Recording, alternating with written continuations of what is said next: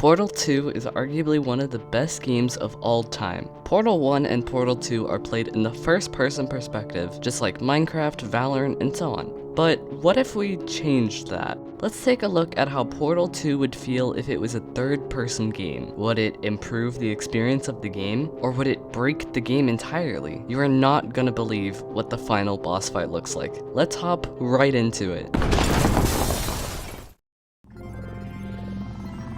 Good morning. You have been in suspension for 50 days. So the game starts off pretty normal until we go into third-person mode. When you hear the buzzer, look up at the ceiling. Good. Now yes, this does look a little abnormal, but nothing is really broken. It's just a new perspective. So let's go to sleep. Whoa. It's not supposed to look like this. Well, that's so weird. So, what's going on here? Well, this weird looking room is actually for a trick the developers used to make the first moments of the game feel really special. You see, Shell's model and the camera are actually separate. This usually doesn't matter, because in most parts of the game, Shell and the camera are in the exact same location, but for specific cutscenes like this one, they are placed separately. The camera goes into this rundown room, and Shell is located here in this black box. You may notice how the black room is very undetailed, with only a few blocks here and there to resemble the furniture, the walls, and so on. Keep in mind that I didn't work for the game, nor do I know much about game development, but more than likely this room is here for collision, meaning that if you walked up to a wall, this black box would make sure you couldn't walk through the wall. And same with the bed, if you ever walked up to the bed, these black boxes here would prevent you from going through the bed. Where exactly is this room, though? Well, it's pretty obvious that these rooms aren't in the same location, but you can actually hear how far away Wheatley's voice is. Most test subjects do experience some cognitive deterioration. By using NoClip, we can actually see where the room is. Yep, it's right here, pretty close to the real room. Now, what's the purpose of the camera and player being separated? Why can't there just be collision in the real room, then keep the camera and player together? To my knowledge, this is so that the trip through the facility is smooth. The camera has 2 points to keep up with. One of them is the player, and the other is this room. If the player doesn't move, the room will still move the camera, either shaking the camera if the room hits something, or just moving it to keep up with the room. You can see this when we use NoClip, the camera is still moved based on the position of the holding center, but the camera still moves based on the player, so if you walk around in this black box, it will also move your camera, making the cinematic feel very realistic. If I go into any more depth of how this room works, my brain will overload, and yours probably will too. Let's just move right past the cinematic. Just do your best, and I'll meet you up ahead. Hello, and again, welcome to the Aperture Science Enrichment Center.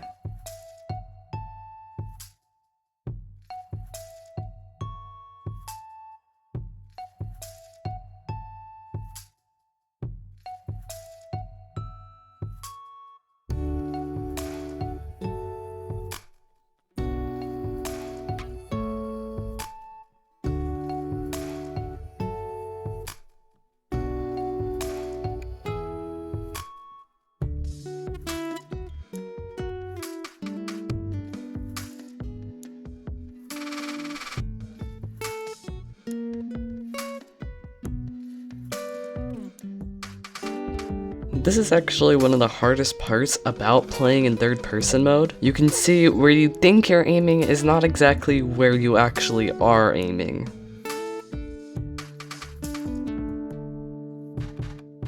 And off we go. This is kind of interesting. In third-person mode, we can't see Wheatley when we hold him. Take a look at this clip by Comp3 Interactive. Link in the description. Now when I get too close to the wall, the weapon clips through the wall, and that is an extremely simple fix. We just need a second camera. I believe this is what's going on here. Wheatley's model is rendered separately from the rest of the game so he doesn't clip into anything. Oh, it's you. So yes, we have another use of the camera being separated from Shell's eyes. There's nothing too special to note here, but it is pretty cool to see that when the camera is forced to look in a certain direction, Shell's head moves with it. Anyway, back to testing.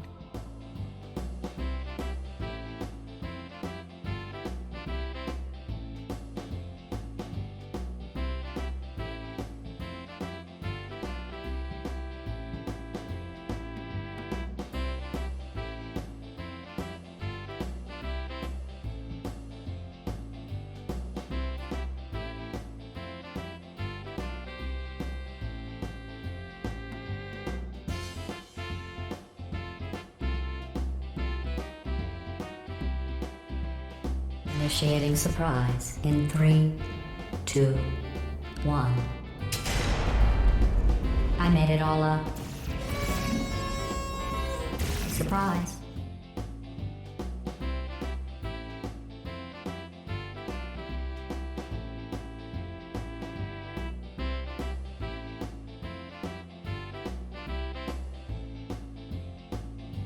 At the end of the day, what's going on? Who turned off the lights? Hey, buddy! I'm speaking in an accent that is beyond her range of hearing. Prometheus was punished by the gods for giving the gift of knowledge to man. No! I'm sorry.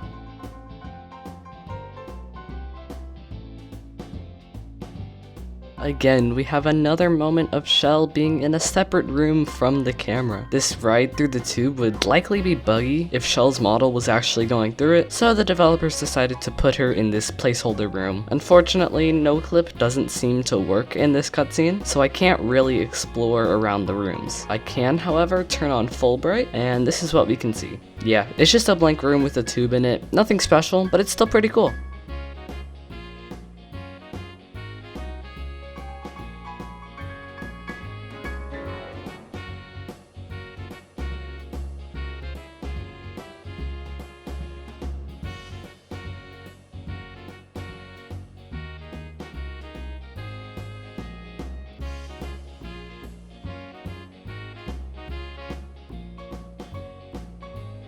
Welcome, gentlemen, to Aperture Science.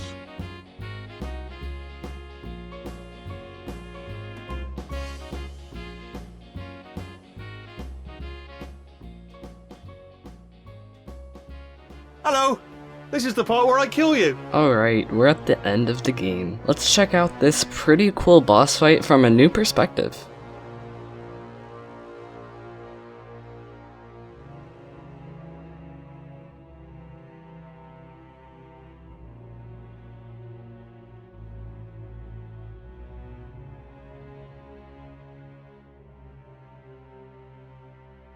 Yeah, my portal gun disappeared. Of course it would, right?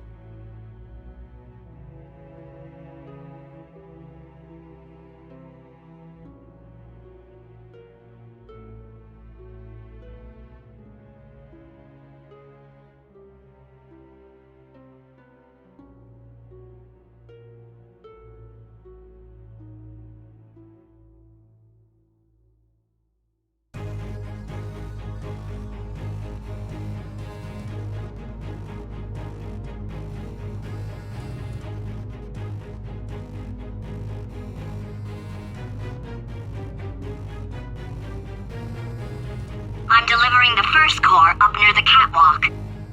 Just like Wheatley, these cores are rendered separately, so you can't see them in third-person mode. Okay, great. Here comes another core.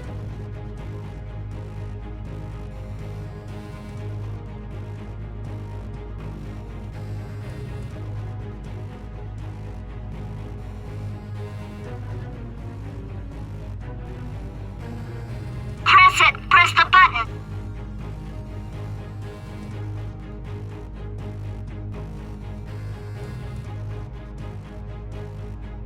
What? Yeah, in the final scenes of the game, all that's rendered of Shell's model is her arms.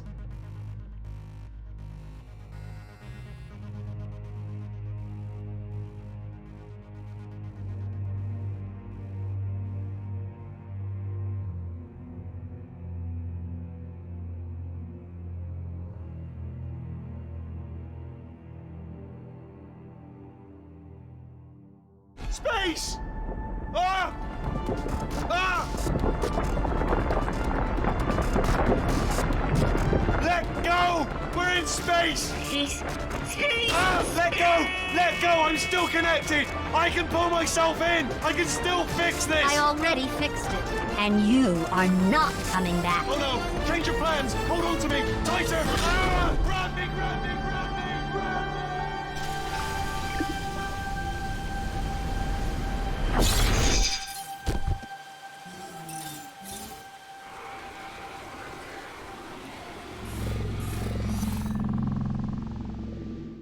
Whoa. Oh, thank God, you're all right. Oh my gosh. Apparently humans can grow a second pair of arms in this game? Seriously though, I have no idea as to why these arms are here, as you can't even see them in first person. Just go. It's been fun. Don't come back.